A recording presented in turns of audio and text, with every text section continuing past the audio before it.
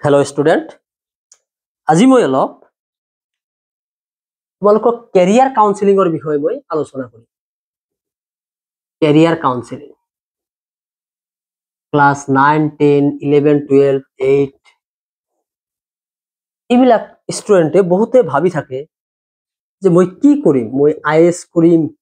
নে এমবিবিএস কৰিম নে ইঞ্জিনিয়াৰিং কৰিম ইঞ্জিনিয়াৰিং কি কিবা ভাগ আছে না এমবিএ কৰিম এইবিলাক টপ মোস্ট এক্সাম আৰু টপ মোস্ট লেভেলৰ চাকৰি এইবিলাক টপ মোস্ট লেভেলৰ চাকৰি গতিকে এইবিলাকৰ বিষয়ে প্ৰথম মই আইএছৰ বিষয়ে আলোচনা কৰিম চাবা আইএছ আইপিএছ এইবিলাক কেনেকৈ পঢ়ে কি কৰে এইবিলাকৰ বিষয়ে মই অলপ আলোচনা কৰিম চাবা আইএছ বা আইপিএছ ইউপিএসসি বুলি কয় UPSC IS Indian administrative service ভাৰতীয় লোক সেৱা আয়োগ ইউপিএসসি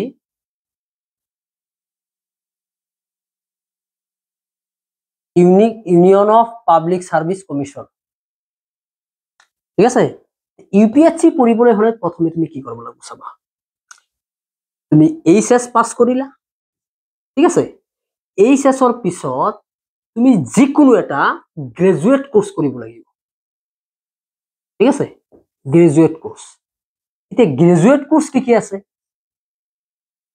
গ্ৰেজুৱেট কোৰ্স মানে তাত তোমাৰ বেচেলৰ শব্দটো থাকিব চাবা বেচেলৰ অফ চাবা যেনেকুৱা এমবিবিএস এটো মাক বাকুৰ বেকাৰ সন্তান নহয় বেলেগ ধৰণৰ কথা এটো এটা কমেডিমূলক কথা মাক বাকুৰ বেকাৰ সন্তান নহয় এমবিবিএস মানে bachelor of medicine and bachelor of সাৰ্জাৰী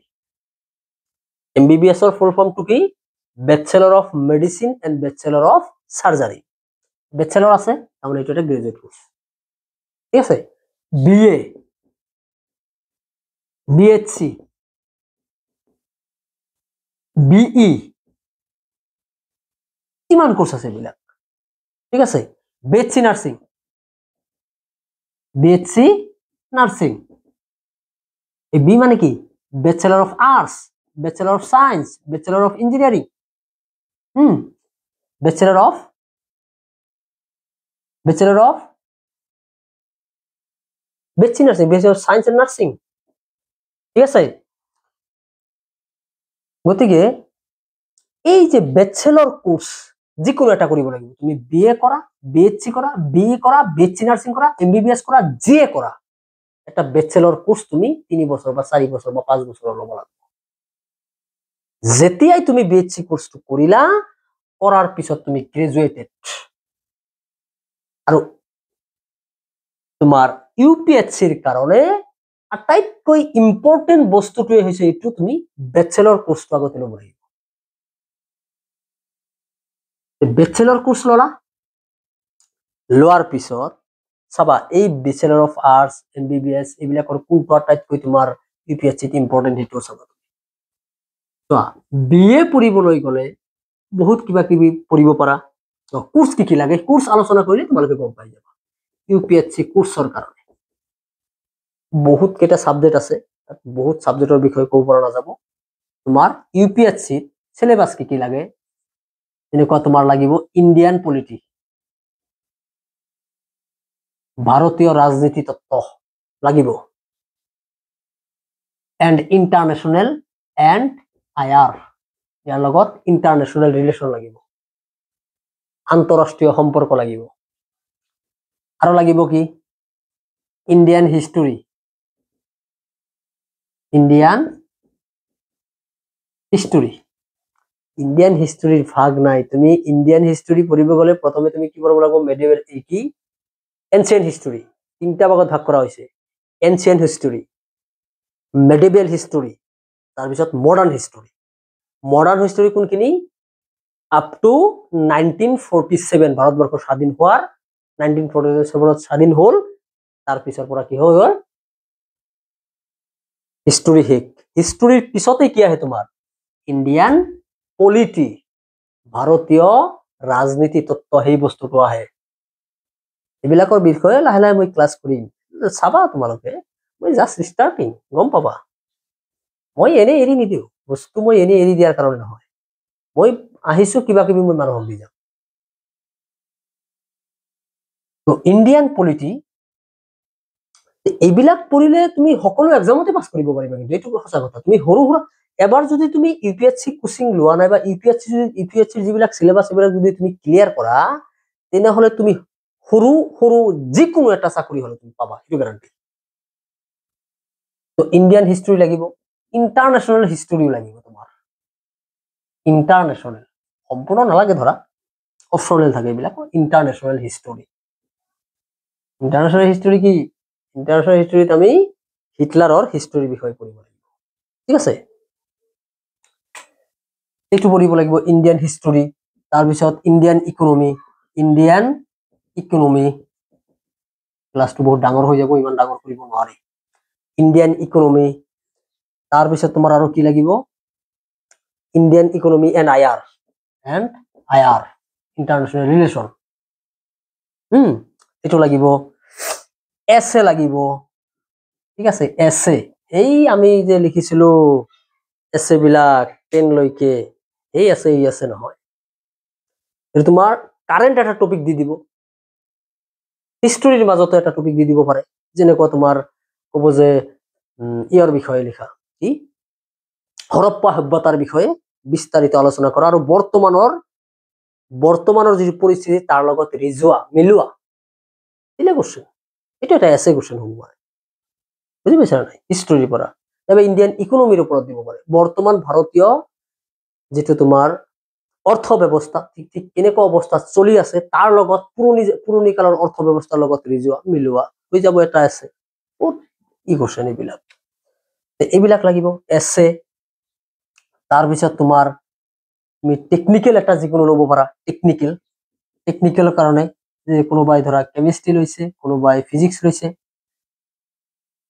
কোনোবাই কেমিষ্ট্ৰি ল'ব কোনোবাই ফিজিক্স ল'ব কোনোবাই বটানী ল'ব কোনোবাই জুলজি ল'ব কোনোবাই ইনঅৰ্গেনিক কেমিষ্ট্ৰি এইবিলাক বহুত বস্তু অপচনেল তুমি ৰাখিব পাৰা বুজি পাইছা নাই ইয়াত আটাইতকৈ ইম্পৰ্টেণ্ট এইবিলাকে তিনটা Indian polity international relation Indian history and international history Indian economy and international relation আটাইতকৈ ইম্পৰ্টেণ্ট বস্তু এই তিনটা যাৰ ক্লিয়াৰ আছে নহয় সি ইউপিএসসি প্ৰায় ক্লিয়াৰ এই তিনটা যাৰ ক্লিয়াৰ আছে বাকীখিনি অট'মেটিক আহি যায় গতিকে এইখিনি ক'ত পোৱা আটাইতকৈ BA আৰ্টছ বেচেলৰ অফ আৰ্টছত পোৱা চাইন্সত ইমান বস্তু নাই গতিকে তোমালোকে যদি চিন্তা কৰা ইউপিএসসিৰ কাৰণে এই আৰু বহুত বস্তু আছে এইবিলাকৰ বিষয়ে ইমান কোৱাৰ সময় নাই আৰু বস্তুৰ বিষয়ে ক'ব লাগিব গতিকে এইটো হ'ল এতিয়া ক'বা এপিএসসিৰ কাৰণে ছাৰ কি কৰিম এপিএসসিৰ কাৰণে সেম বস্তু আৰু কাৰেণ্ট এফায়াৰটো আটাইতকৈ মোষ্ট ইম্পৰ্টেণ্ট সেইটো পঢ়ি থাকিব লাগিব এপিএসসিৰ কাৰণে বস্তু সেম এইখিনি পঢ়িব লাগিব কিন্তু অসমৰ বিষয়ে এটা বিশেষভাৱে পঢ়িব লাগিব অসমৰ বিষয়ে বৰ্তমান অৱস্থা আজিৰ পৰা 10 বছৰ আগৰ অৱস্থা 30 বছৰ 50 বছৰ 100 বছৰ 200 বছৰ 500 বছৰ 1000 বছৰ আগৰ অৱস্থাও তুমি অলপ জানবা লাগিব অসমৰ বিষয়ে তাৰমানে কি অসমৰ হিষ্ট্ৰী পলিটি জিওগ্ৰাফি সকলো লাগিব জিওগ্ৰাফি এটা পাৰ্ট ৰৈ গৈছে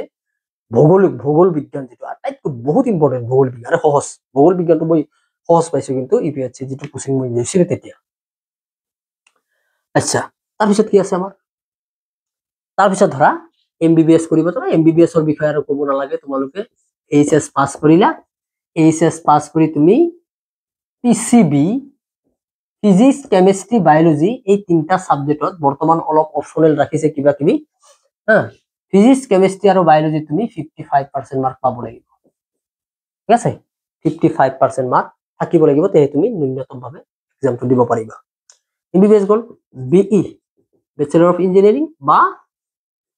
BTech bachelor of technology BTech বুলিও কয় ইয়াক ব্যাচেলর অফ টেকনোলজি ঠিক আছে ইয়াতে তুমি কি কৰিব লাগিব পিসিএম এইটো বি মানে বায়োলজি এম মানে ম্যাথমেটিক্স তাৰ মানে এই তিনটা তুমি 55% পাব লাগিব এতিয়া আইআইটিৰ কাৰণে বহুত ৰুল ধৰি দিছে IIT Indian institute of technology আহি আছে ডাঙৰ বস্তু এইবিলাক এইখিনি হ'ল এতিয়া কবা যে স্যাৰ এমবিবিএসত কেনেকুৱা ইনকাম ইউপিএসসি কেনেকুৱা ইনকাম এপিএসসি কেনেকুৱা ইনকাম আৰে যদি তুমি বিটেক কৰিলা বিটেক কৰাৰ পিছত চাবা কিন্তু বিটেক কৰাৰ পিছত যদি তুমি একটা ক্যাট বুলি এটা এক্সাম আছে তুমি আইআইটিত পঢ়িছা জোৰ পৰাই তুমি বিটেক কৰিলা ঠিক আছে বিটেক কৰিলা জোৰ পৰাই হক এটা ইঞ্জিনিয়াৰিং কলেজৰ পৰা তুমি বিটেক কৰিলা বিটেক বা বিই ইঞ্জিনিয়াৰিং কোৰ্স যিকোনো এটা কৰিলা কৰাৰ পিছত তুমি ক্যাট এক্সাম দিলা এইটো কয় combined aptitude test one of the toughest exam in Asia বুঝছো কি বুঝি পাইছা এই ক্যাট এক্সামটো এটা বহুত টান পৰীক্ষা গোটেই এছিয়া মহাদেশৰ ভিতৰত বুঝি পাইছা নে এই ক্যাট এক্সামটো ইপিএসসিৰ ধৰাচোন ইপিএসসিৰ সম লেভেলৰ বহুত বেলেগ ধৰণৰ কোৱেশ্চন হয় মই দুবাৰমান দিছিলো অলপ মাৰ্কৰ কাৰণে অলপ ট্ৰাইত মানে মোৰ দুৰ্বলতা আছিল সেইকাৰণে পোৱা নাই এই ক্যাট এক্সামটো দিলে কি হয় তুমি বিই বিটেক বা বিএসসি কৰি তুমি ক্যাট এক্সাম দিব পাৰা মই তো বিএসসি কৰি দিছিলো তো ক্যাট যেতিয়া দিবা ক্যাট পোৱাৰ পিছত কি হ'ব জানা না গোটেই ভাৰতবৰ্ষত কিমান আছে 17 নেকি 18টা তোমাৰ আইআইএম আছে আইআইএম আৰু 17ৰ পৰা 18টা নেকি 19টা তোমাৰ কি আছে আইআইটি আছে এটি ইন্ডিয়ান ইনষ্টিটিউট অফ টেকনলজি আৰু এটো ইন্ডিয়ান ইনষ্টিটিউট অফ ম্যানেজমেন্ট মানে তুমি একটা কোম্পানীৰ সিইও হলা এটো ম্যানেজ কেনেকৈ কৰিবা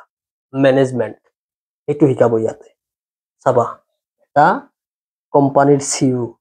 হোয়াইট কালার জব বুঝা হোয়াইট কালার জব এটো হোয়াইট থাকিলে হোয়াইট কালার জব নহয় তো এটো কি এই যে তোমাৰ আইআইটিৰ পৰা যিবিলাকে বিটেক কৰে সেইবিলাকো এইবিলাক এক্সাম দিয়ে এই বিই ক্যাট এক্সাম দিয়ে তাৰপিছত যিকোনো বিএসসি বিএ সেইবিলাকো দিব পাৰে যদি তাৰ পাৰফৰম্যান্স ভাল থাকে আৰু যদি তাৰ ভাল এটা কনফিডেন্স থাকে যে সি পাই গল কিবা কৰি পোৱাৰ পিছত সি আইআইএম যেনেকুৱা আছে Shillong IIM Ahmedabad IIM Kharagpur IIM এনেকুৱা আইআইএম বহু 17টা 18টা আছে আইআইটি পঢ়াৰ পিছত তুমি যদি কোৱা যে নাই আইআইটি পঢ়াৰ পিছত মই এইবিলাক নিদিও আইআইটি পঢ়াৰ পিছত মই বেলেগ এটা এই চাকৰিৰ মাথা মাৰি ঠিক আছে চাকৰিৰ মাথা মাৰা তোমাৰ আইআইটিত ইঞ্জিনিয়াৰিং শেষ নহওঁতেই হাজাৰ হাজাৰ কোম্পানী আহি তোমাৰ সন্মুখত থিয় হ'ব আপুনি মোৰ কোম্পানীত আহক আপোনাক মই বছৰত 60 লাখ 80 লাখ 90 লাখৰ পেকেজ দিম 2 কৰোৰৰ পেকেজ দিম 5 কৰোৰৰ পেকেজ দিম আহা মোৰ কোম্পানীত কাম কৰা যদি ভাল পাৰফৰম্যান্স তোমাৰ থাকে আটাইতকৈ বেছি এতিয়া আহিছে আইআইটিৰ পৰা যিবিলাক আৰ্টিফিশিয়াল ইন্টেলিজেন্স কৰি আছে সেইবিলাকৰ স্যালাৰি বহুত বেছি বহুত ইয়াত স্কোপ আছে ভৱিষ্যতে ইয়াৰ স্কোপৰ বিষয়ে ধাৰণা কৰিব পৰা যায় ইমান স্কোপ আছে ইয়াতে এআই আচ্ছা কৰিলা তুমি আইআইটিৰ পৰাই জব লৈ বাস বিন্দাস কৰিলা কিন্তু কিছুমানে ভাবিলে নহয় মই এটা কোম্পানীৰ মালিক হম কি কৰিলে আইআইএম পঢ়িব গল এনেকে ক্যাট এক্সাম দিলে পাই গল পোৱাৰ পিছত তাত 2 বছৰ পঢ়িব লাগিব 1.5 বছৰ পঢ়াৰ লগত হি কমিটমেন্ট হৈ যাব কোনো এটা কোম্পানীত তাত হৈ যাব আৰু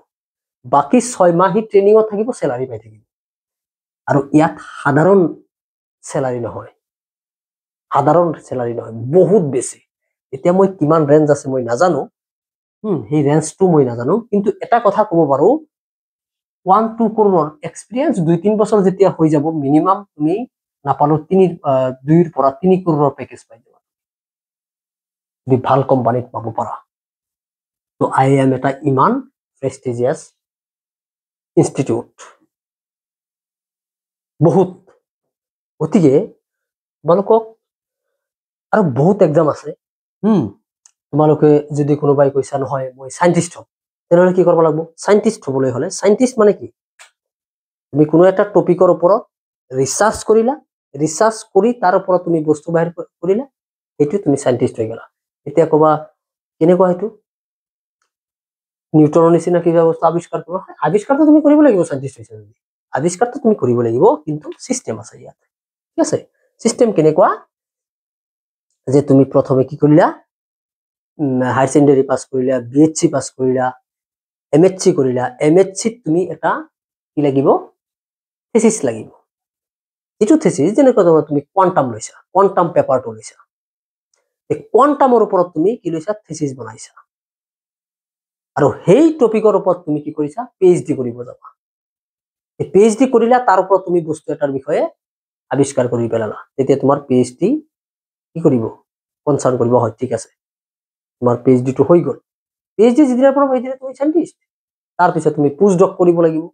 পৃথিৱীত ডাঙৰ ডাঙৰ মানুহ এই নাসাত কেনেকৈ চিট পায় এনেকৈতে পায় এইবিলাকৰ পৰাইতো লয় গতিকে